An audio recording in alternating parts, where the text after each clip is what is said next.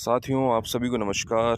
मेरा नाम डॉक्टर मनीष कुमार गहलोत और आज हम बात करते हैं कि जब भी हम नंगे पैर ज़मीन पे चलते हैं तो इसके हमें क्या फ़ायदे देखने को मिलते हैं। एक तो सबसे पहले हमारे बॉडी का तनाव कम होता है, नींद ढंग से आती है, ठीक है? और सबसे जो तनाव की बात की थी कॉर्टिसोल हार्मोन और उसको उसमें काफ़ी नियंत्रण में आता है और ऑक्सीडेटिव स्ट्रेस और वो कम होता है।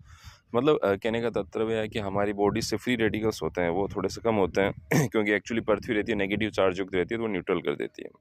और उसके बाद बात करेंगे तो इम्यूनिटी बढ़ती है। और जब हम बात करते हैं, हम जब भी पंच महाभूतों में आयुर्वेद की बात की जाती है तो उसके अंदर पृथ्वी भी एक महाभूत है।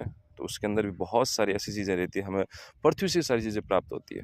अगर ऐसी मिट्टी है जहाँ पे क्या है कि विदाउट एनी फर्टिलाइज़र, पेस्टिसाइड नहीं छिड़के हुए हैं तो हमारे लिए पैरों के लिए बहुत अच्छी रहती है ना? तो वो हमारे बॉडी के लिए बहुत अच्छी है। इससे इम्यूनिटी बढ़ती है और मतलब आप ये महसूस करोगे कि धीरे-धीरे जो उम्र बढ़ने की प्रक्रिया रहती है ना?